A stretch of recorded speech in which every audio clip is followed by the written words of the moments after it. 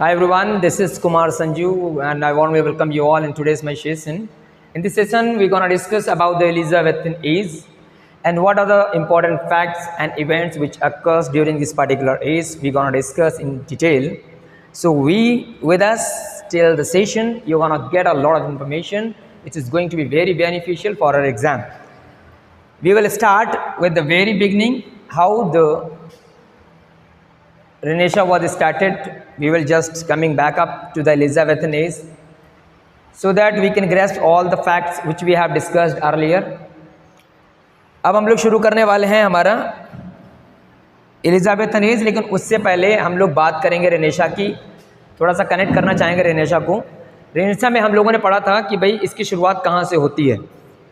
तो हमने देखा कि भाई with the fall of Constantinople Renaissance शुरू हो जाता है और जितनी भी ग्रीक और रोम की लिटरेचर होती है वो सब पूरे यूरोप में फैल जाती है। अब जैसे जैसे लोग अवेयर होने लगते हैं वैसे वैसे जो चर्च में करप्शंस वगैरह हो रहा होता है उसके बारे में जानते हैं लोग। न्यू न्यू डिस्कवरीज हो रही होती हैं साइंस के क्षेत्र में, ज्योग्राफी के क्षेत्र में, नए नए कंट्रीज़ को खोजा गया था। वैसे वैसे लोग जो हैं और ज़्यादा जागरूक हो रहे थे। उसमें मैंने आपको बताया था रेनेसा वाले पीरियड में कि रेनेसा दो प्रकार का था, एक इटालियन रेनेसा था और दूसरा था इंग्लिश रेनेसा। तो इटालियन रेनेसा की मैंने शुरुआत बताई थी कि 1300 से हो जाता है, जबकि हमारा जो इंग्लिश रेनेसा है जिसके बारे में पूरा का पूरा फोकस रहेगा, रेनेसेंस जो हमारा है, इसकी शुरुआत होती है 1520 से लगभग। अब ऐसा क्यों है इसके बारे में हम लोग बात करेंगे। यहाँ पर मैं आपको थोड़ा सा याद दिला दूँ कि जो इंग्लिश रेनेसेंस है उसकी शुरुआत कराने के लिए उसके प्रिकर्सर्स कौन कौन से हैं ये हमारे एग्ज़ाम में बन सकता है। फिर सीधे पहुँचेंगे एलिजाबेथन एज की तरफ। तो देखिए इंग्लिश रेनेसेंस की बात की जाए तो इसको यूरोप में लाने का क्रेडिट जाता है आपका, एक तो है जॉन कॉलेट, दूसरे हैं आपके Thomas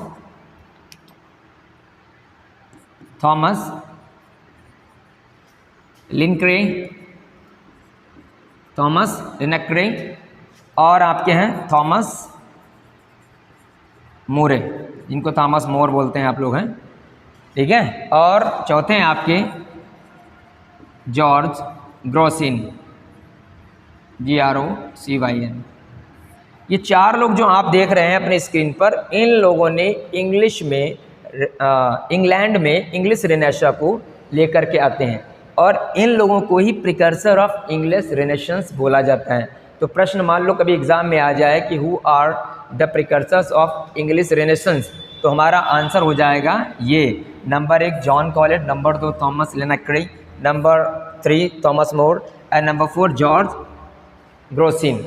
These are the 4 names who are called the precursors of English Renaissance। अब थॉमस मोरे के बारे में आप जानते हैं कि भाई इनका 1516 ईस्वी में यूटोपिया आता है। क्या आता है? यूटोपिया आता है, ठीक है। और यहीं से पूरा का पूरा सब लोग जागरूक हो जाते हैं क्योंकि यूटोपिया का मतलब होता है एक आइडल कंट्री, ठीक है। तो यहाँ से इसकी शुरुआत हो जाती है। अब जब इतना सारा हो ही रहा था वहाँ पर, चलो ये सब इतना सारा सब कुछ हो ही रहा था, इसके साथ साथ हमारे इंग्लैंड में 2 प्रकार की समस्याएं सामने आ रही थी एलिजाबेथ के आने से पहले। तो उन समस्याओं के बारे में पहले हम लोग जानेंगे, फिर हम लोग एलिजाबेथ को पढ़ेंगे अच्छी तरीके से। यहाँ पर क्या था कि देखिए देयर वर 2 काइंड्स ऑफ अपहेवल्स। एक तो आपकी सबसे बड़ी प्रॉब्लम क्या थी एलिजाबेथ के आने से पहले, एलिजाबेथ के थ्रोन पर आने से पहले प्रॉब्लम्स के बारे में हम लोग डिस्कस करने वाले हैं, क्योंकि जब आप ये समझेंगे तब आप समझ पाएंगे कि कितनी मुश्किल से एलिजाबेथ फर्स्ट सिंहासन पर आती हैं और वहाँ से आपका एलिजाबेथन एज स्टार्ट हो जाता है। तो यहाँ पर हम देखेंगे there are 2 types of problems. कितने प्रकार की प्रॉब्लम थी? 2 प्रकार की। एक तो थी रिलीजन और दूसरी थी डायनेस्टिक।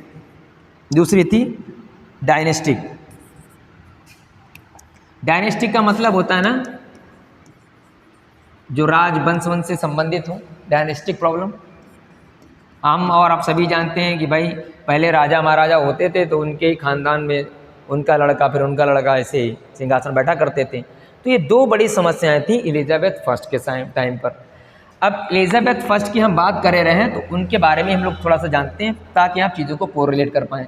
अभी कब वो सिंहासन में बैठते हैं, कैसे बैठते हैं, उसके बारे में विधि विधान से समझेंगे हम लोग। तो हम लोग अब यहाँ देखेंगे कि देखिए एलिजाबेथ जो हमारी हैं, एलिजाबेथ फर्स्ट, इनके पिता होते हैं हेनरी अष्टम, हेनरी अर्थ, ठीक है, याद रखना है। अब एलिजाबेथ की जो माँ होती हैं उनका नाम है एन बोलेन। ये मम्मी पापा के बारे में तो पता लग गया, लेकिन अब ध्यान ये रखना है कि हेनरी की 6 पत्नियां होती हैं। अब इतनी ज़्यादा शादी इसने क्यों की उसके बारे में समझिए। इसकी पहली पत्नी होती जिसका नाम होता है फर्स्ट वाइफ का कैथरीन ऑफ अरागॉन, कैथरीन ऑफ अरागॉन। इनको एक लड़की होती है, उसका नाम होता है, मतलब हेनरी और कैथरीन ऑफ अरागॉन से हेनरी अष्टम को एक लड़की होती है जिसका नाम होता है मैरी। ये नाम याद रखना है, मैरी फर्स्ट। पूरी कहानी आपको समझ में आएगी अभी, ये होती है। तो अब ये हेनरी अष्टम क्या होता है, ये चाह रहा होता है कि इसका कोई मेल हायर हो, कि मतलब आगे आने वाले समय में इसकी गद्दी कौन संभालेगा। तो ये चाह रहा था कि इसका कोई लड़का हो भैया। अब दिक्कत ये हुई, इसलिए ये दूसरी शादी करना चाहता था क्योंकि पहली वाले से तो लड़की हो गई मैरी फर्स्ट। तो इसने क्या किया, अब यहाँ समझना, रिलीजियस मैटर अब आएगा। अब भाई वहाँ पर इंग्लैंड में चल रहा था रोमन कैथोलिज्म चल रहा था वहाँ पर पहले से। अब कैथोलिज्म में हम और आप सभी लोग जानते हैं बहुत ज़्यादा बुराइयाँ व्याप्त हो चुकी थी उस टाइम पर, बहुत ज़्यादा करप्शन हो गया था, पॉलिटिकल इंटरफेरेंस करने लगे थे चर्च वाले ये। तो इसी टाइम पर क्या होता है, 16th सेंचुरी में हम लोगों ने पीछे पढ़ा था रेनेसेंस में मार्टिन लूथर के बारे में। मार्टिन लूथर के साथ इनके एक और भाई साहब थे साथ में जिनका नाम था जॉन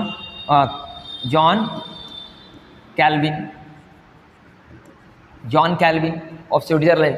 इन दोनों लोगों ने क्या किया, एंटी कैथोलिज्म मूवमेंट स्टार्ट किया था, जिसे हम लोग रिफॉर्मेशन के नाम से जानते हैं रिलीजन में।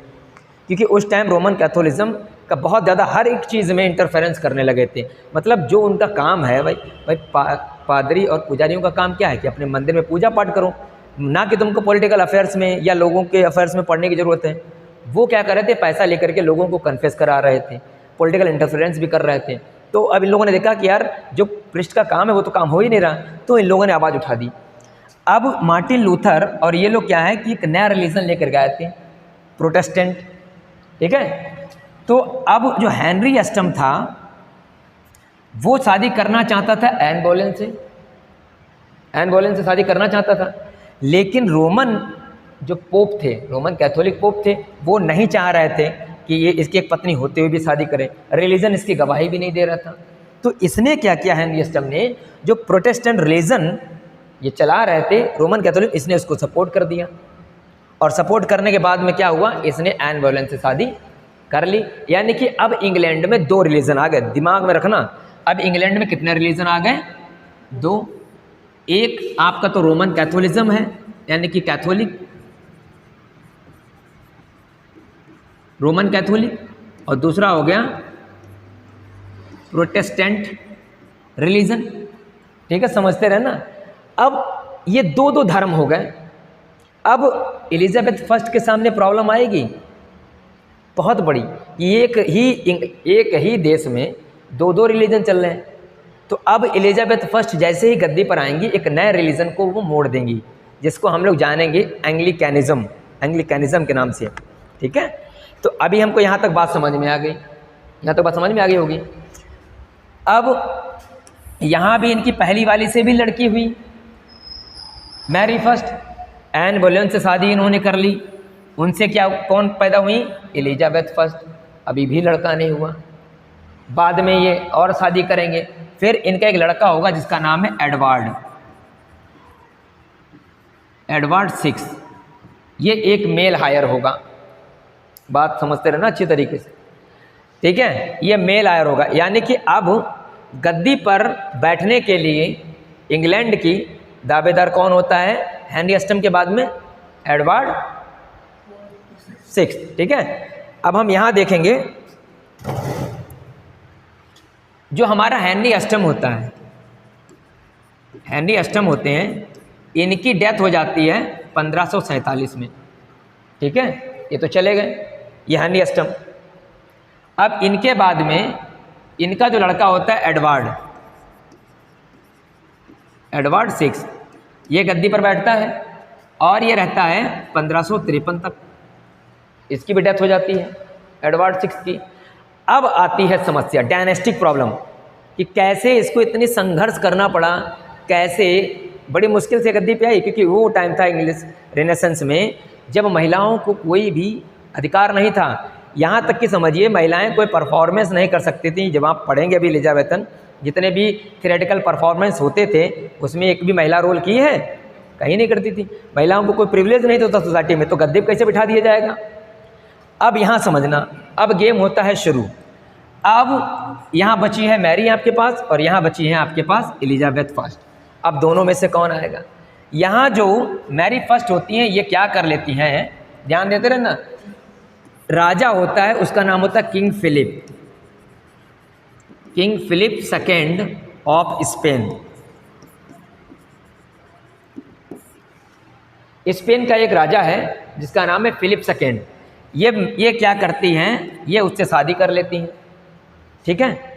अब जो ये फिलिप सेकेंड है ये रोमन कैथोलिज्म को वापस लाना चाहता है, ठीक।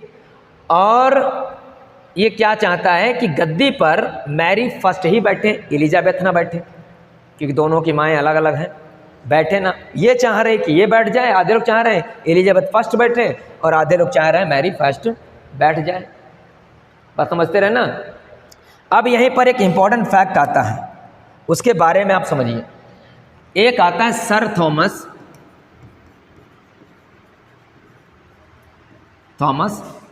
What rebellion. ये होता है आपका 1554 में। ये सब इंपॉर्टेंट डेट हैं जो मैं आपको बताते जा रहा हूँ। 1553 में एडवर्ड सिक्स चला गया। अब मैरी फर्स्ट ने क्या किया, वहाँ शादी कर ली किंग ऑफ फिलिप जो सेकंड है उसको स्पेन वाले से। अब वो चाह रहा है कि मैरी फर्स्ट बैठ जाए, तो सर वाट, इनका नाम है सर थॉमस वाट, इन्होंने वहाँ विद्रोह कर दिया कि नहीं, ऐसा नहीं होगा कि बाहर वाला कैसे यार हमारे यहाँ राज करने लगेगा, क्या करके यार इसको शादी करनी थी तो इंग्लैंड में करती, स्पेन वाले शादी इसने कर ली, अब ये आकर के जो है ये रोमन कैथोलिज्म को वापस ला देगा, अपने नियम कानून चलाएगा। तो इन्होंने रेवेलियन कर दिया, मतलब विद्रोह खड़ा कर दिया मैरी फर्स्ट के अगेंस्ट में। तो मान लो कभी प्रश्न बना दिया जाए कि सर वाट रेवेलियन कब शुरू हुआ, तो 1554 में। क्यों हुआ था? मैरी फर्स्ट को थ्रोन पे नहीं बैठाना था इसलिए, ठीक है। उधर 1588 में, ठीक है, बैटल ऑफ अरमदा,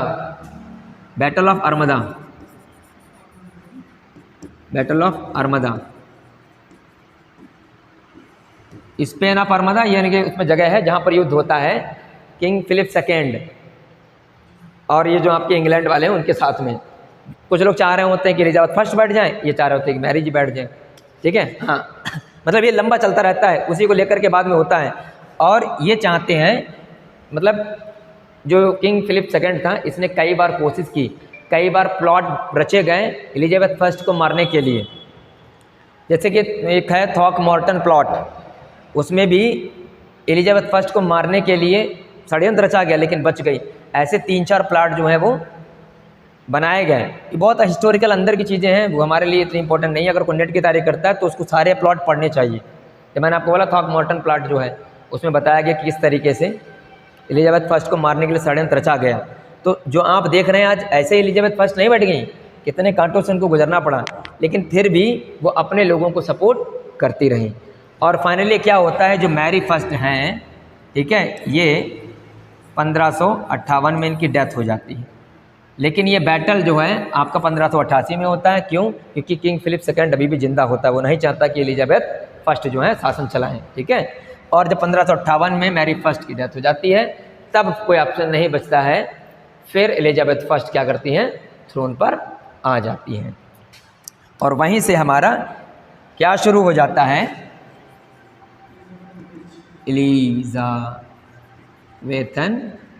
एज। ठीक है, ये हमारा शुरू होता है 1558 से लेकर के 1603। ठीक है, अब इनके with the ascension on the throne of Elizabeth first, whatever the religious issues were there और dynastic issues were there, they were resolved. Dynastic problem भी सॉल्व हो जाती है, अभी आ ही जाती हैं। उसके बाद में रिलीजन में जो दिक्कत चल रही थी, प्रोटेस्टेंट रिलीजन, तो ये आकर के क्या करती हैं, अपना खुद का एक रिलीजन शुरू कर देती हैं, जिसको नाम दिया जाता है एंग्लिकनिज्म। ठीक है ना, ये अपना एंग्लिकनिज्म शुरू कर देती हैं। ये इंग्लैंड के खुद का रिलीजन है। तो प्रश्न अगर ये बना लिया जाए कि एलिजाबेथ जी ने कौन सा जो है रिलीजन शुरू किया था, मतलब ये कहता है कि ये मिक्सअप था, उधर रोमन कैथोलिक, हाँ रोमन कैथोलिक, और इधर प्रोटेस्टेंट, इन दोनों के बीच की कड़ी को कहा जाता है एंग्लिकनिज्म। ठीक, इसको शुरू कर दिया गया। अब आपको यहाँ पर एक चीज़ और याद रखना है, जैसे अभी मान लो आपसे पूछ लिया जाए कि हु वर पैपिस्ट, एक टर्म आएगा पैपिस्ट, तो आपको यहाँ पर एक चीज़ ध्यान रखनी है। या फिर प्रोटेस्टेंट कौन थे, तो प्रोटेस्टेंट वो लोग थे, those people who were supporting Martin Luther and John Calvin, they were called the Protestant. ठीक है, and those who were supporting church और अ पोप, दे वर कॉल्ड पैपिस्ट। जो लोग चर्च को सपोर्ट कर रहे थे वो पैपिस्ट या फिर कैथोलिक्स बोले गए। ठीक है, ये हमें ध्यान रखना है। तो अब हमें पता लग गया कि भाई एलिजाबेथ फर्स्ट जो है थ्रोन पर आ जाती हैं 1558 में, और ये कब तक रहती हैं इंग्लैंड पर, इंग्लैंड की गद्दी पर कब तक रहती हैं, 1603 तक। अब हम लोग आगे बढ़ते हैं। जब ये आ जाती हैं तो कुछ कुछ नई नई चीज़ें वहाँ पर जन्म लेती हैं।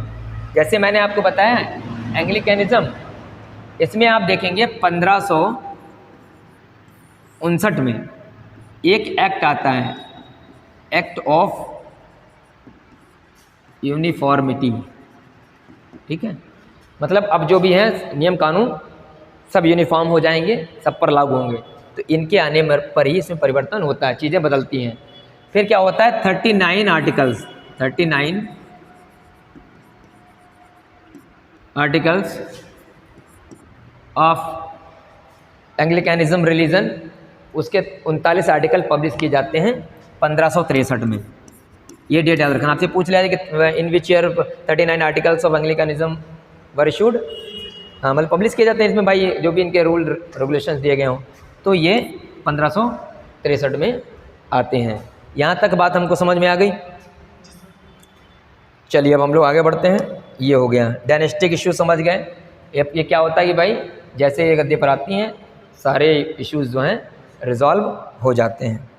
अब हम आगे बढ़ते हैं थोड़ा सा। अब हम ये देखेंगे कि भाई इनके आने से क्या क्या मॉडिफिकेशंस हुए एलिजाबेथन एज में।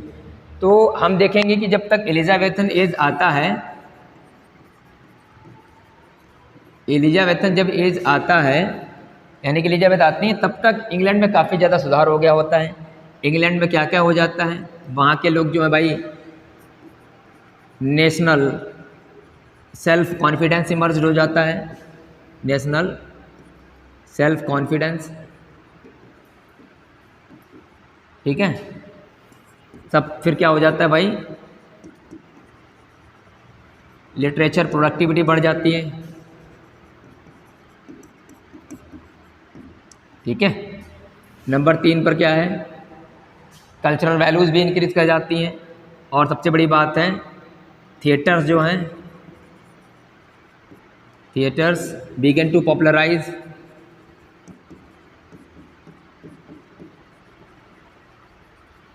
है कि नहीं। देखो पहले हम लोगों ने देखा था कि पहले एलिजाबेथन एरा से पहले कोई थिएटर नहीं था। अब ऐसा नहीं था कि वहाँ पर प्लेज वगैरह जो है परफॉर्म नहीं किए जा रहे हों। पीछे जब हमने मिडिल एज पढ़ा था तो उसमें हमने देखा कि जो हमारे मिडिल एज में मिस्ट्री प्लेज हैं, मोरालिटी प्लेज हैं, मिरेकल प्लेज हैं, ड्रामा वहीं से लिखे जाने लगे थे। लेकिन पहले ऐसे कोई पार्टिकुलर प्लेस नहीं हुआ करता था। जैसे कि एलिजाबेथन एज में आकर के आप थिएटर वगैरह देखेंगे तो ऐसा वहाँ पर कुछ भी नहीं था। वहाँ पर जो गिल्ड्समैन हुआ करते थे, गिल्ड्समैन मतलब कि जो बड़े बड़े बिजनेसमैन हैं वो लोग ही मतलब इनको लीड किया करते थे। तो पहले अगर आ जाए कि भाई एलिजाबेथन एज से पहले कौन लोग जो है परफॉर्म किया करते थे, तो गिल्ड्समैन हमारा आंसर हो जाएगा, यानी कि बिजनेसमैन लोग थे जो ट्रेड करते थे। वो जैसे ही आएंगी तो थिएटर जो है उसमें काफ़ी ज़्यादा पॉपुलराइज करेंगे। अभी हम आपको पूरा एक अलग से टॉपिक बताएंगे थिएटर के बारे में, ठीक है। तो ये चीज़ हम लोग देखेंगे। अब अच्छा, इसकी थीम बताने वाली कोई बात नहीं, क्योंकि जो रेनेसेंस की थीम है वही एलिजाबेथन की है। क्योंकि हमने आपको शुरुआत में बताया था कि जो हमारा रेनेसेंस पीरियड है वो 1453 से लेकर के 1660 तक आता है, यानी कि इसमें आपका Elizabethan age, Jacobean age, Caroline age और आपका कॉमनवेल्थ एज 1660 तक सब आ जाता है। तो जो फीचर्स वहाँ मैंने बता दी वो हैं, बाकी बार बार उनको बताने की ज़रूरत नहीं है। अब धीरे धीरे हम लोग बस ये देखेंगे कि लिटरेचर में क्या क्या चेंजेस होते रहें, वही हमारे लिए इम्पोर्टेंट है। तो यहाँ तक बात हमको समझ में आ गई कि थिएटर जो है भैया होने लगे। और महिलाओं की स्थिति अभी भी वैसे थी। इसमें बस आपको थोड़ा सा बताएंगे। महिलाएं कहती हैं कि भैया they were not free to take any kind of decision about their life. अपनी लाइफ के बारे में अभी भी स्वच्छंद नहीं थी वो कि अपने बारे में कुछ सोच पाएँ। उनको डिसीजन लेने के लिए अपनी फैमिली मेम्बर्स या उन पर डिपेंडेंट होना पड़ता था। अच्छा, जो वहाँ पर शादियाँ होती थीं वो भी पॉलिटिकल अलायंस के लिए होती थी। पॉलिटिकल अलायंस का मतलब अपनी राजनीतिक सत्ता को बढ़ाने के लिए। पहले राजा महाराजा करते हैं, उनकी लड़की शादी कर ली, उनकी ज़मीन ज़्यादा सब ले ली, वही होता था। तो पहले की महिलाओं की दशा जो है अच्छी नहीं थी। स्लेवरी थी, स्लेवरी वहाँ पर थी। फ्यूडलिज्म थोड़ा थोड़ा कम हो गया था क्योंकि अब लोग बहुत जागरूक हो चुके थे, सब चीज़ें हो रही थी। तो ये सोशल कल्चर बैकग्राउंड था, थोड़ा मैंने आपको इसी में ऐड कर दिया, अलग से कहाँ पढ़ाएंगे आपको, क्योंकि नहीं तो फिर सेशन बहुत लंबा हो जाएगा। चलिए आगे बढ़ते हैं। अब हम लोग वहाँ पर देखेंगे कि उस टाइम का जो लिटरेचर था वो कैसा था।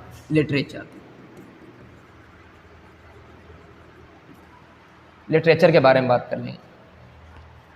लिटरेचर से पहले एक फैक्ट माइंड में है वो बता दे रहा हूँ। एलिजाबेथ फर्स्ट जो थी, कभी कभी दिमाग पर से स्लिप भी हो जाता है। एलिजाबेथ फर्स्ट, इनके टीचर का नाम पूछा जा सकता है कि एलिजाबेथ फर्स्ट को पढ़ाया किसने था, वो हमारे लिए इम्पोर्टेंट है। तो इसमें नाम आपका है रोजर एस्केम, ESCHAM, ठीक है। ये इनके जो हैं ट्यूटर भी हैं, और इनका आपको नाम भी याद रखना है। जो रोजर एस्केम है ये इनका काफ़ी ज़्यादा मतलब और लोगों को जागरूक करने में भी सहयोग रहता है। और इनके साथ में एक और आते हैं इरेस्मस, नहीं महिला नहीं पुरुष, रोजर, हाँ। तो ये इरेस्मस एंड कोलेट, ये जो हैं ये प्रिकर्सर माने जाते हैं ह्यूमनिज़्म के, मतलब इंग्लैंड में, ठीक है।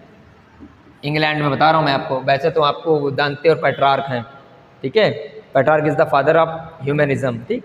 लेकिन ये इंग्लैंड में इन लोगों ने काफ़ी ज़्यादा महत्वपूर्ण योगदान दिया है, इसलिए इनके नाम हम लोगों को याद रखने जरूरी है। ट्यूटर वाला आ सकता है, ठीक, ये हमें याद रखना है, ट्यूटर।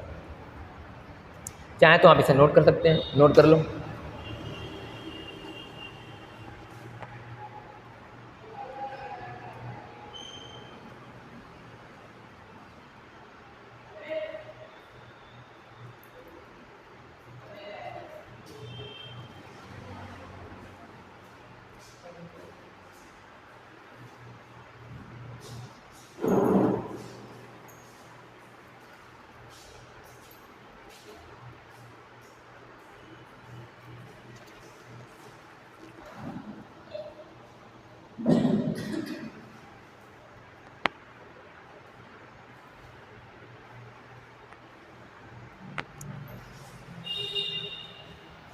हो गया, चलो अब हम लोग सीधे मूव करते हैं लिटरेचर की तरफ।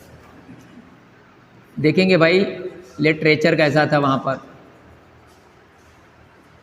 तो लिटरेचर में हम आपको अलग अलग सा क्लासिफिकेशन कर देते हैं ताकि आसानी रहे आपको चीज़ों को समझने में, आसानी से आप चीज़ों को समझ पाएंगे। देखिए इसमें हम लोग अलग अलग पढ़ेंगे। एक तरफ लिख दे रहे हैं प्रोज, ठीक, यहाँ लिख दे रहे हैं पोइट्री, और यहाँ लिख दे रहे हैं हम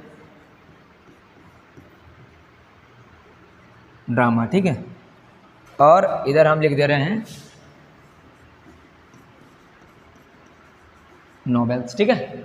अब हम लोग समझेंगे यहाँ पर पहले प्रोज को। तो प्रोज में हम लोग फटाफट देखेंगे। देखिए प्रोज में इस टाइम पर पैम्फलेट लिखे जाने लगे थे, पैम्फलेट्स लिखे जाने लगे थे, और बाकी एसेज थे और कुछ ऑटोबायोग्राफीज थी, ठीक है। अब एसेज में आप जानते हैं भाई who is the father of essays, English essays कौन फादर है, तो बैकन आ जाते हैं। और बाकी तो हमको पता ही है कि भाई वैसे फादर कौन है, केवल एसेज का पूछा जाए तो कौन है, माइकल डी मोंटेग, जो कि एक फ्रेंच राइटर था। बाकी ये किस वर्ड से लिया गया किससे नहीं लिया गया ये तो जब हम लोग टर्म्स पढ़ेंगे तो वहाँ देखेंगे, ठीक। तो वैसे अगर इंग्लिश ऐसे के फादर कहे जाएँ ऐसे के तो फिर हमारे बैकन महोदय जी आते हैं। तो पैम्फलेट और ऑटोबायोग्राफी लिखी जाने लगी थी, ठीक है। और इसी में आपका एक और आता है प्रोज रोमांस। प्रोज में भी रोमांस लिखे जाने लगे थे। प्रोज रोमांस में आपने सुना होगा एडमंड स्पेंसर का एक वर्क है आर्केडिया। इसमें आपका प्रोज रोमांस का एग्जाम्पल कौन सा है, आर्केडिया, ठीक है। ये प्रोज रोमांस है। अब इसमें देखते हैं सीधे पोइट्री में। पोइट्री में अलग अलग जनर्स की बात करेंगे। देखो इस टाइम पर एलिजी लिखी जा रही थी, ठीक है। नरेटिव पोएम्स थी,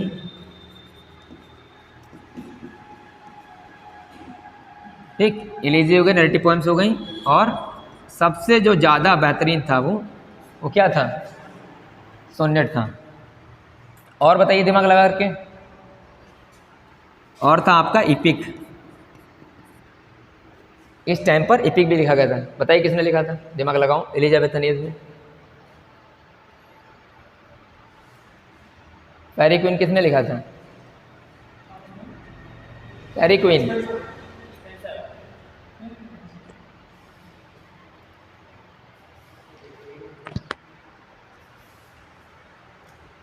दिमाग लगाओ, सही आंसर है आपका। चलो एलिजी में आपने नाम सुना होगा, बैलेट नहीं, बैलेट तो बस मिडाइवल एज में जो लिखे गए थे, बाद में इनका रिवाइवल होगा, वो हम लोग देखेंगे आकर के कहाँ बैलेट का रिवाइवल होगा, हाँ रोमांटिक पीरियड में। तो एलिजी में आपने नाम सुना होगा सर फिलिप सिडनी का, उनके ऊपर एक वर्क लिखा गया था एडमंड स्पेंसर जी के द्वारा, वो एक एलिजी है। बताओ, दिमाग लगाओ। आर्केड तो प्रोज रोमांस हो गया ये,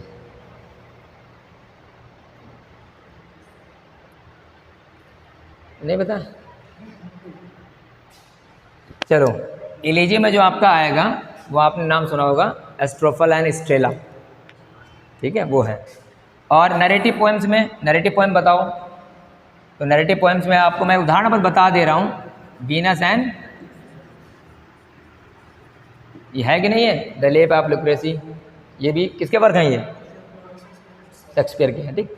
अभी बस मैं आपको ये बता रहा हूँ कि ये चीज़ लिखी जा रही थी, उदाहरण के स्वरूप आपको बता दे रहा हूँ।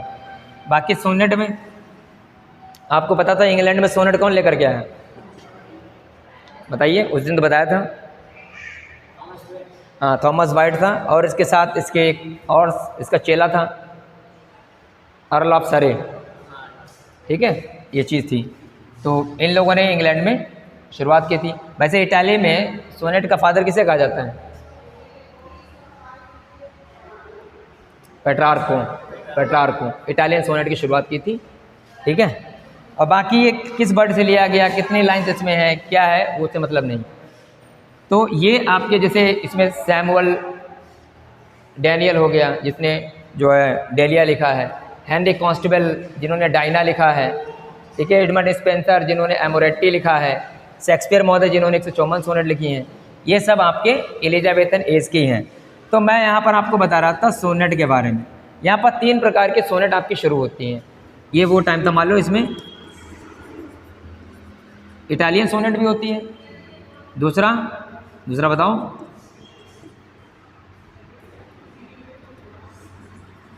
शेक्सपियरियन, शेक्सपियरियन सोनेट हो गई। तीसरी बताओ, दिमाग लगाओ।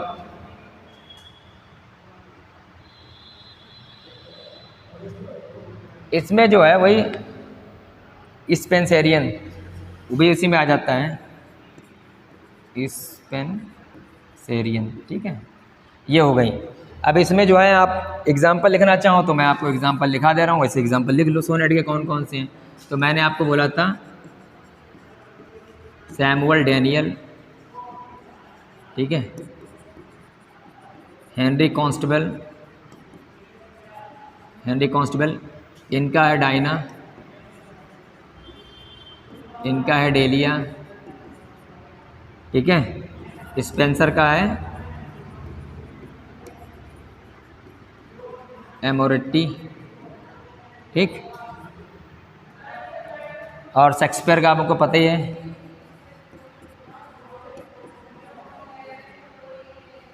शेक्सपियर ने कितने टोटल सोनेट लिखे हैं? हाँ ठीक, वेरी गुड। तो ये कुछ उदाहरण हैं, चाहे तो इसको आप अभी फटाफट नोट कर सकते हैं, नोट भी कर लीजिए। इपिक में आपका हो जाएगा फेरी क्वीन, ठीक है, इपिक हो गया आपका। तो ये इलेजी भी लिखी जा रही थी, नैरेटिव पोएम्स भी थी, उस टाइम पर सोनेट सबसे ज़्यादा थी, और आपका इपिक भी था। अब इसकी थीम क्या थी? तो कोर्टली ऑनर के लिए भी इसमें पैट्रियोटिज्म भी था, कोर्ट के बारे में लिखा जा रहा था, लव और ब्यूटी के बारे में लिखा जा रहा था। तो यही इसकी थीम हुआ करती थी, उसी के ऊपर ये सब आपका बेस्ड है, ठीक है। चलिए वेरी गुड। अब यहाँ पर आपकी बात कर लेते हैं ड्रामा की। तो ड्रामा में क्या क्या था भाई, दिमाग लगाओ। ड्रामा में इस टाइम पर क्या क्या लिखा जा रहा था सबसे ज़्यादा, बताइए। नंबर 1 पर कॉमेडी भी आ गई थी, और ट्रेजेडी भी था, और बताइए इंटरलूड भी थे, था कि नहीं था? इंटरलूड हो गए, और बताओ, और दिमाग लगाओ। मास्क भी थे, ये सब लिखा जा रहा था। तो उस टाइम का ड्रामा कौन कौन लिख रहा था? कॉमेडी के नाम बताओ दो एक। हाँ, बेन जॉनसन का, वेरी गुड। कॉमेडी में उस टाइम कौन सबसे ज़्यादा फेमस था? इन्होंने जो कॉमेडी ऑफ ह्यूमर के नाम से जाने जाते हैं, every man in his humour, every man out of his humour, इनके 2 इंपॉर्टेंट वर्क हैं बेन जॉनसन महोदय के। और वहीं से इन्होंने कौन सी कॉमेडी चालू कर दी? Comedy of humour. फिर आपके ट्रेजेडीज़ में who is called the father of English tragedy? Very good answer. इसमें आपको ध्यान रखना है कौन है फादर, तो हैं मार्लो, ठीक है। मार्लो का कौन? डॉक्टर फास्टस है। और बाकी आप हमारे शेक्सपियर महोदय तो सबसे फेमस है ही हैं, ठीक है, वो हो गए। बाकी इंटरलूड में भी यही बेन जॉनसन महोदय ही हैं, और मास्क में भी शेक्सपियर महोदय ने बहुत सारे मास्क वगैरह लिखे हैं।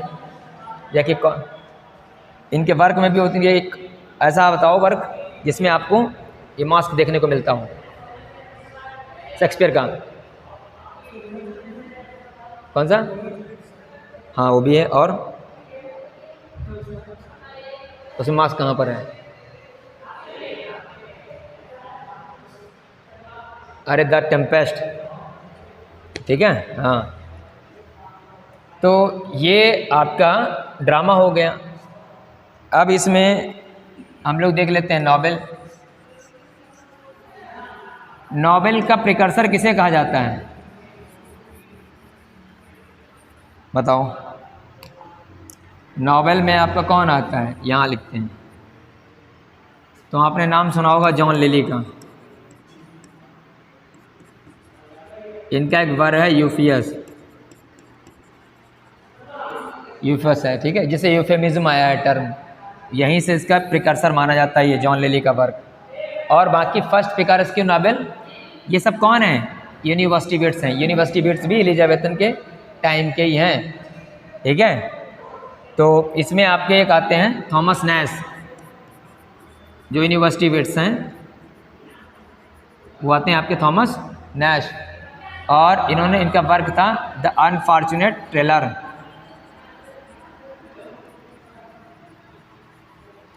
अनफॉर्चुनेट ट्रेवलर, ठीक है, जिसका दूसरा टाइटल है the life of Jack Walton. The life of Jack Walton, ठीक है। ये फर्स्ट पिकारेस्क्यू नॉवेल है। एक ऐसा नॉवेल है थॉमस नैश का, फर्स्ट पिकारेस्क्यू नॉवेल आएगा, द अनफॉर्चुनेट ट्रेवलर हो जाएगा, ठीक है। तो मैंने आपको बोला इस टाइम पर नॉवेल की भी शुरुआत हो गई थी। अब इसी में आपके यूनिवर्सिटी बिट्स देख लो भैया, चाहे तो इसको नोट कर सकते हैं, नोट कर लो, इसको नोट कर लो। First picaresque novel and the precursor of English novel is Wood. कौन है इसमें? हाँ, तो इसमें आप नाम लिख लेंगे जॉन LY। फटाफट नोट कर लो इसको।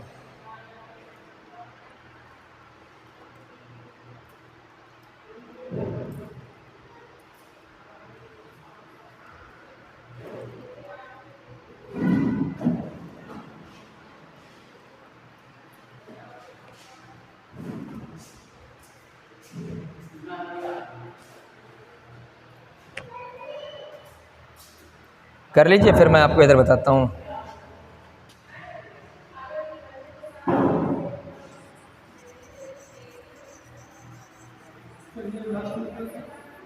ये the life of Jack Walton, JACKWALTON। अब आपको यहाँ ध्यान रखना है, मैं आपको एक वर्क दे रहा हूँ, वो आपको वर्क करके लाना है, ठीक है। आपको बस इतना बताना है कि स्पेंसर ने जो भी सोनेट्स लिखी हैं उस नाम और प्लस किसको डेडिकेटेड है, ठीक। वैसे ही आपको बताना है हेनरी कॉन्स्टेबल ने कलेक्शन का नाम सोनेट का, और किसको डेडिकेटेड है उसका। शेक्सपियर का तो आपको पता ही है, लेकिन फिर भी एक जगह पे लिख लेना आप, इससे क्या होगा आपका रिवीजन हो जाएगा, ठीक है। अब इसमें सैमुअल डैनियल,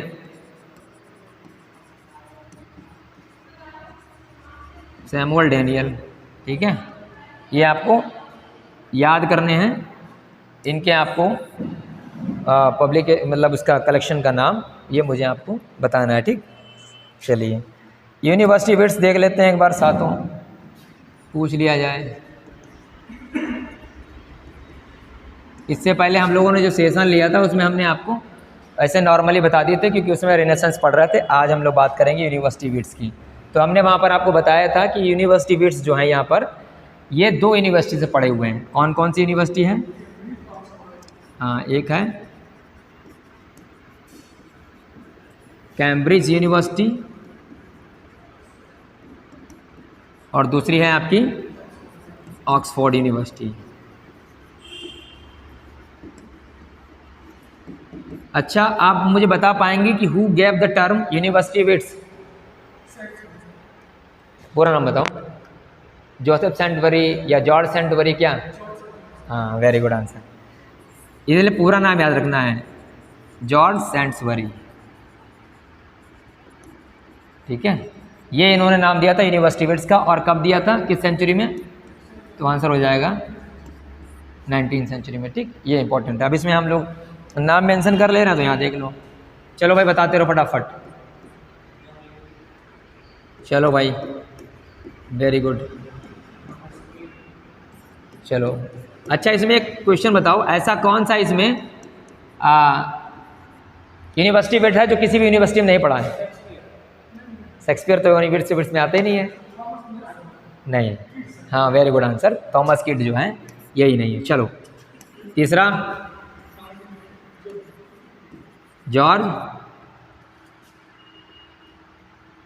पीले। चौथा बताओ रॉबर्ट ग्रीन। पांचवा बताओ थॉमस नैश। छठा बताओ थॉमस लॉज। और सातवां बताओ नहीं याद है? अरे मार्लो, क्रिस्टोफर मार्लो। अच्छा, मैंने आपको एक चीज़ बताई थी, मतलब आप बताओ, मैंने इसमें कहा था कि इनमें से ऐसा कौन सा बंदा है जिसे ट्रू चाइल्ड ऑफ रेनेसेंस बोला जाता है? आप इनमें से आप देख के बता दो चलो मुझे। Which university wits has been given the title of the true child of renaissance? दिमाग लगाओ, दिमाग, बेहतरीन तरीके से देखो। आपके पास 7 ऑप्शन है, मतलब 7 में से कोई एक सेलेक्ट कर लो। The correct answer is Christopher Marlowe. Christopher Marlowe is called the true child of renaissance. ठीक। अच्छा, एक चीज़ और बता दो इसमें से, अगर मान लो आपसे पूछ लिया जाए इसी में, चूंकि हम लोग उस बंदे का नाम ले चुके हैं, who is called the poets poet. Poets poet किसको टाइटल दिया गया इसमें? आपके पास ऑप्शंस हैं, चलो आपके पास ऑप्शंस हैं। शेक्सपियर पहला ऑप्शन हो गया, मार्लो, सिडनी, ठीक है, स्पेंसर। किसको दिया जाता है? हाँ, स्पेंसर बिल्कुल सही आंसर है, क्योंकि स्पेंसर का बहुत ही बेहतरीन फेयरी क्वीन है। उसमें सारे के सारे एलिमेंट्स आपको पैट्रियोटिज्म लेकर के, super natural elements, magic, realism, वो सारी चीज़ें आपको उसके वर्क में देखने को मिलती है। ठीक है। अब हमको पता है एलिजाबेथ में इतना लिटरेचर मूव क्यों कर गया। रेनेसांस एज में बात की थी हम लोगों ने, क्योंकि ये वो टाइम था जब इनको पैट्रोनस मिलने लगा था। पहले राजा महाराजा इतना सपोर्ट करते नहीं थे, लेकिन एलिजाबेथ ने आते ही जितने भी लिटरेचर प्रेमी रहे हैं, बड़े बड़े लेखक रहे हैं, पोएट रहे हैं, उनको उन्होंने अपनी शरण दी, अपना सपोर्ट दिया, पैसे से लेकर के सब कुछ। तो अब आपने देखते हैं फ्रांसिस बैकन हो, चाहे हमारे शेक्सपियर महोदय जी हों, ठीक है, इन सब का इन्होंने बड़ा ही सपोर्ट किया है। तभी आज लिटरेचर इंग्लैंड में इतना ज़्यादा फैल गया, और इंग्लैंड को एलिजाबेथन पीरियड में गोल्डन एज के नाम से जाना जाने लगा लिटरेचर के मामले में। क्यों? क्योंकि उसको पैट्रोनस था। इसीलिए अगर मान लो कभी प्रश्न बना दिया जाए कि भाई which age is known as the golden age of literature, तो हमारा आंसर हो जाएगा एलिजाबेथन एज। ठीक है, एलिजाबेथन एज ऐसा वैसा नहीं, एलिजाबेथन एज में आपको क्लासिसिज्म दिख जाएगा, आपको रोमांटिसिज्म उसमें दिख जाएगा। क्लासिसिज्म इसलिए दिख जाएगा कि जितने राइटर्स हैं उसमें आप देखा होगा उनके मैक्सिमम वर्क्स में तो एल्यूजन है ग्रीक एंड क्लासिकल राइटर्स का। भाई ओल्ड इंग्लिश पीरियड में जो भी क्रॉनिकल्स रहे हैं, या इटालियन में या लैटिन भाषा में जो चीज़ें लिखी गई, उनको आप शेक्सपियर महोदय जी के वर्क में ही देख सकते हैं, है कि नहीं है? इसलिए तो पोएट्स पोएट हो गए आपके स्पेंसर। ठीक, चलो अब एक और मैं टाइटल लिख दे रहा हूँ, स्पेंसर के लिए है, मिल्टन महोदय जी ने बोला है। अब चूंकि हम लोग उनको पढ़ ही रहे हैं तो बस यहाँ पढ़ लें, बाकी स्पेंसर को तो हम लोग वैसे भी नहीं पढ़ेंगे। तो मिल्टन महोदय ने बोला है, क्या बोला है? सेज एन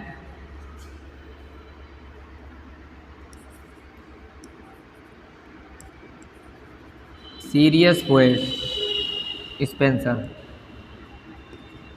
इनको सेज भी बोला है और सीरियस पोएट भी बोला है। किसने बोला है? तो मिल्टन महोदय जी ने बोला। किसको बोला है? स्पेंसर को। ठीक है, ये बात हम लोग याद रखेंगे। और हमारी जो एलिजाबेथन थी उनको वर्जिन क्वीन भी बोला जाता था। वर्जिन क्वीन क्यों बोला जाता था? क्योंकि उनकी शादी ही नहीं हुई थी। ठीक है, तो अच्छा, एलिजाबेथ में ये, और विक्टोरियन एज में क्वीन विक्टोरिया, जिन्होंने पैट्रोनेस दिया। भाई थॉमस, आपने वहाँ पर देखा नहीं, जहाँ थॉमस हार्डी आपके हों, या मतलब टेनिसन महोदय जी हों, कितना ज़्यादा उन्होंने सपोर्ट किया, कितने वर्क जो हैं उनके, है कि नहीं? तो वो चीज़ रही है। तो हम लोगों ने लिटरेचर देख ली, अप्रोच भी देख लिया हम लोगों ने, लिटरेचर भी हम लोगों ने देख लिया। अब क्या बचा हुआ है भाई? अब हम लोगों का मेन जो पॉइंट है वो है थिएटर। थिएटर, देखिए हम लोग बात करें मिडिल एज की, तो उस टाइम पर हमको, आपको सबको पता है कि भाई कोई भी पर्टिकुलर प्लेस नहीं होता था जहाँ पर प्लेस वगैरह परफॉर्म किए जाएं, तो गिल्ड्समैन ही कर रहे थे। और पहले जो थीम होती थी प्लेस की, वो मोस्टली आप देखेंगे रिलीजियस होती थी, सेकुलर टाइप की हुआ करती थी। लेकिन जैसे ही एलिजाबेथन एज आता है, पैट्रोनस मिलता है, तो चीज़ें सही होने लगती हैं। अब पहले क्या था कि भाई लाइसेंस लेना पड़ता था प्ले वगैरह करने के लिए। तो पहले तो ऐसे ही सब चल रहा था, कोई लाइसेंस लेता नहीं था। लेकिन पहली बार जब प्रश्न पूछा जाए भाई which troupe got a licence to perform plays in the country, England में पहला ऐसा बंदा कौन था या किनका ग्रुप था जिसको ड्रामा के लिए लाइसेंस मिली थी। तो आपको याद रखना नाम है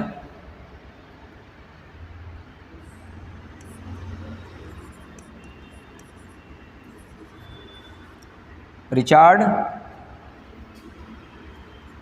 क्या नाम दिमाग पर से उतर गया, फर्स्ट अर्ल ऑफ लैंचेस्टर। ये लैंचेस्टर था, फर्स्ट अर्ल ऑफ लैंचेस्टर, आप याद रखिएगा, ठीक है। फर्स्ट अर्ल ऑफ लैंचेस्टर जो था इसको अप्रॉक्सीमेटली 1554 के पास में 1500 फर्स्ट अर्ल ऑफ लैंचेस्टर याद रखिए, लैंचेस्टर मैन के नाम से ही आता है। उसका भी रिचार्ड के बाद का नाम उतर गया, क्या नाम था, अर्ल वो करके कुछ ऐसा था, दिमाग पर से स्लिप हो गया, जैसे आएगा मैं बता दूंगा। लेकिन जो पूरा उनकी कंपनी का नाम था, जो उनके ग्रुप का नाम था, वो लैंचेस्टर्स मैन के नाम से जाना जाता था। और 1554 में अप्रॉक्सीमेटली इन्होंने जो है वहाँ पर अनुमति ले ली थी पहले ग्रुप की, मतलब प्ले करने के लिए। और अप्रॉक्सीमेटली 1557 में आकर के इनको सक्सेस मिल जाती है और ये कंट्री भर में अपने ग्रुप के साथ में प्लेस को परफॉर्म करने लगते हैं। लेकिन अभी भी कोई पार्टिकुलर थिएटर नहीं बना था जहाँ पर ये करें। तो पहले मतलब अनलाइसेंस्ड लोग इधर उधर परफॉर्म करते थे, लेकिन फर्स्ट अर्ल ऑफ लैंचेस्टर जो था, ठीक है, और इनके जो ग्रुप मेंबर्स थे उन लोगों ने लाइसेंस ली और लेकर के प्लेस वगैरह परफॉर्म करने शुरू कर दिए। धीरे धीरे आते आते 1576 ये वो टाइम था जब इंग्लैंड का पहला अपना थिएटर बना, जिसका नाम भी रखा गया, क्या रखा गया, द थिएटर। क्या नाम रखा गया, द थिएटर, नाम भी द थिएटर का पहला थिएटर था ये इंग्लैंड का। और इसको बिल्ट किसने करवाया था, रिचार्ड बर्वेज ने। रिचार्ड बर्वेज ये खुद ही एक एक्टर था, ये नाम आपको याद रखना है, रिचार्ड बर्वेज। और ये नेट में पूछ लिया गया था, इस टाइम के जितने भी आपके अब आएंगे थिएटर्स क्रोनोलॉजिकल ऑर्डर में याद रखना है, ये पेपर में आ चुका है नेट के और किसी भी एग्ज़ाम में आ सकता है, ठीक है। तो सबसे पहले थिएटर बना था द थिएटर 1576 में। उसके बाद में रिचार्ड बर्वेज ने और मतलब इनके जो भी सहयोगी आगे रहे हैं आपको पता लगेगा, उन लोगों ने एक और थिएटर बनाया जा करके, उसको हम लोग बात करेंगे आगे। तो रिचार्ड बर्वेज ने एक और थिएटर अपने आप इंडिपेंडेंट बनाया, उसका नाम रखा ब्लैक फ्रायर थिएटर, ठीक है, ब्लैक फ्रायर थिएटर। इसको भी किसने बनवाया था,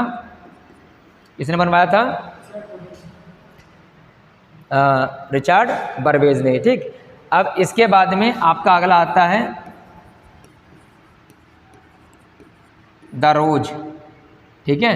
फिर आपका आएगा the Swan, the Rose, the Swan. और फिर लास्टली आपका आएगा, यहाँ पर इसके नीचे लिख लो द ग्लोब, यहाँ लिख दे रहा हूँ मैं,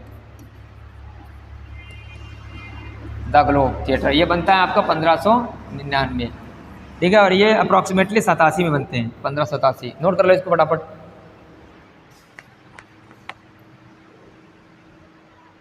ठीक,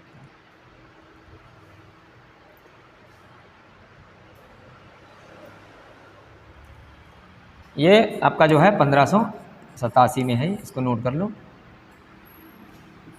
और ये 1595 अप्रॉक्सीमेटली है ये, और ग्लोब आपका आ जाता है 1599। यानी कि आपके थिएटर कौन कौन से मेन हो गए। ये जो आप जो ग्लोब वगैरह देख रहे हैं, ये रिचार्ड बर्वेज के जो लड़के थे उन लोगों ने बनवाया था। और इनके साथ में कुछ लोग मिले हुए थे, चैम्बरलेन मैन जिनको नाम से जानते हैं। तो चैम्बरलेन मैन जो हैं ग्लोब थिएटर से संबंधित थे, यानी कि रिचार्ड बर्वेज के बच्चे लड़के और जो प्रोफेशनल एक्टर्स थे वो लोग मिलकर के उन लोगों ने द ग्लोब बनाया, ठीक है। बाद में इस ग्लोब से जुड़े हुए लोगों की जो टीम को जाने लगा चैम्बरलेन मैन्स थिएटर, ठीक है। ये आपको याद रखना है। यानी कि क्रोनोलॉजी बिठा दी जाए तो सबसे पहले द थिएटर आएगा, फिर ब्लैक फ्रायर्स आएगा, फिर रोज आएगा, फिर स्वान आएगा और फिर आपका ग्लोब आएगा। अच्छा अब हाँ, ये शेक्सपियर में परफॉर्म किए थे। अब आप मुझे बताइए कि ये ग्लोब जो थिएटर है वो बंद क्यों कर दिया गया था?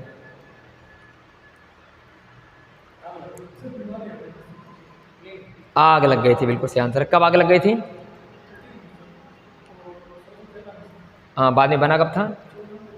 हाँ, वेरी गुड। लेकिन इससे पहले भी याद रखना, यहाँ पर उस टाइम पर प्लग थी, तब भी कुछ देर के लिए इसको बंद कर देंगे। हाँ, अब हम लोग आगे जब पढ़ेंगे तो उसमें हम लोग देखेंगे कि किस तरीके से थिएटर्स, जो प्यूरिटन आएंगे, प्यूरिटन क्या करेंगे, वो उनको कहते हो ये सब रीजन बढ़िया नहीं लगे, बोला क्या अपना रिलीजन, तो वो लोग क्या करेंगे, थिएटर वगैरह को हाँ फिर बंद करवा दिया जाएगा। तो आपको पता ही है कि थिएटर आगे बंद हो जाएंगे जा करके। कब बंद होते हैं और ओपन कब होते हैं? जब चार्ल्स फर्स्ट आ जाता है गद्दी पर। ठीक है, तो चलिए इसी के साथ थोड़ा और आगे बढ़ लेते हैं फटाफट। ये तो आपका हो गया, मतलब आपने पूरा, मैंने आपको एलिजाबेथन एज पढ़ाया। एलिजाबेथन एज में हमने क्या क्या देखा, उसमें आपको फिर एक से बार समझने की जरूरत है जो मेन चीज़ें हैं। अगर मान लो आप किसी और की तैयारी कर रहे हैं, नेट वगैरह पढ़ रहे हैं, तो आपको बैकन आपको अच्छी तरीके से पढ़ना है, बेन जॉनसन आपको अच्छी तरीके से पढ़ना है, शेक्सपियर तो मान लो दुनिया ही पढ़ती है, क्रिस्टोफर मार्लो आपको अच्छे तरीके से पढ़ना है, स्पेंसर आपको अच्छे तरीके से पढ़ने हैं, सर फिलिप सिडनी आपको अच्छे तरीके से पढ़ने हैं, क्योंकि क्रिटिकल ट्रेटाइज इनका यहीं से आ जाता है। ये सारे अच्छे से पढ़ने हैं और इनमें जो है सोनेट जिनका कलेक्शन है उनका भी पढ़ना, जैसे कि सैमो डैनियल हो गया, हेनरी कांस्टेबल वगैरह हो गए, ये नेट के पेपर में आ चुके हैं। अगर आप नेट की तैयारी कर रहे हैं तो आप इनको अच्छी तरीके से पढ़िए। लेकिन हम लोग चूँकि टीजीटी पीजीटी के हिसाब से पढ़ रहे हैं तो ये हमारे पेपर में आएगा नहीं। हमारे पेपर में तो ये आएगा कि सोनेट कहाँ से आया, सोनेट का मतलब क्या है, कितनी लाइन है, या कलेक्शन पूछ सकते हैं, वो मैंने आपको बता दिया। इसी एज में ब्लैंक वर्स सबसे ज़्यादा यूज़ होने लगा था। ब्लैंक वर्स यूज़ होने लगा था अर्ल ऑफ सरे, जिन्होंने ट्रांसलेशन किया था इलियड के वर्क को, है ना, उसको ट्रांसलेट किया था पहली बार सरे ने। तो सरे ब्लैंक वर्स जो है लेकर के आए थे, वही सबसे ज़्यादा यूज़ इस टाइम पर हुआ। जितने भी आपने देखा होगा कि ड्रामाज वगैरह लिखे गए सब ब्लैंक वर्स में हैं मैक्सिमम। बात समझ रहे हैं? हाँ, और उसके बाद में हम लोगों ने इसमें क्या पढ़ा कि किस तरीके से नॉवेल वगैरह लिखे जाने लगे थे, जिसमें मैंने आपको जॉन लेली यूफियस उनका बताया। फिर मैंने आपको थॉमस नैश का द अनफॉर्चुनेट ट्रैवलर, जो कि फर्स्ट पिकारेस्क्यू नॉवेल है, ये मॉडल है, बाद में लगातार पिकारेस्क्यू नॉवेल वहाँ से बाद में आ गए। फिर हम लोगों ने देखा कि एलिजी जो हमारे इस टाइम की सबसे बेहतरीन एलिजी थी, वो मैंने आपको स्टेफन स्टेला बताया, जो which was written on the death of किसकी, हेलो,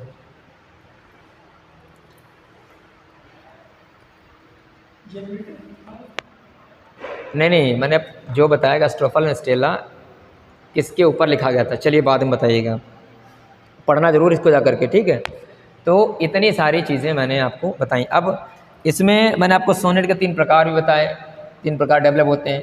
अब देखिए इटालियन सोनेट आपको पता ही है, मुझे पढ़ाना नहीं इसलिए मैंने बताया नहीं इटालियन सोनेट क्या है। कितने पार्ट में होगा बताओ? 2 पार्ट में होगा। एक क्या होता है, एक हो जाएगा सेस्टेट और दूसरा हो जाएगा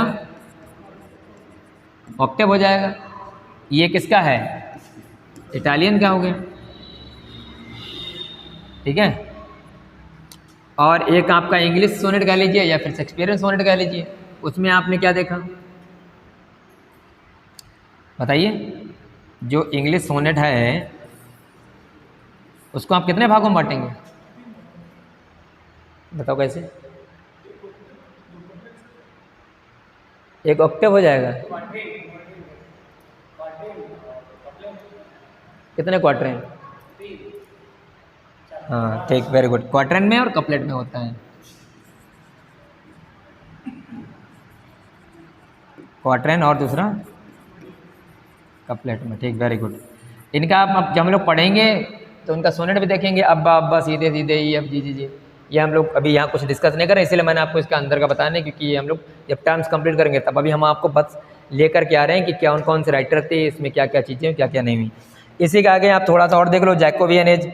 जैकोबियन एज मतलब उसमें कुछ ज़्यादा खास नहीं है। ये आप जानते हैं जेम्स फर्स्ट इस टाइम पर शासन में आता है, ठीक है। ये 1603 से लेकर के कब तक रहता है? 1625 तक रहता है, ठीक है। और इसी के टाइम पर अथोराइज्ड वर्जन ऑफ बाइबल आता है, किसने ट्रांसलेट किया होता है?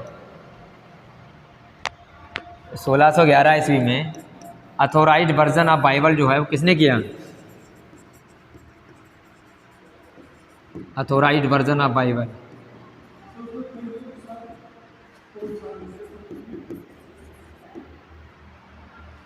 यही माना जाता है अथोराइज्ड वर्जन ऑफ बाइबल।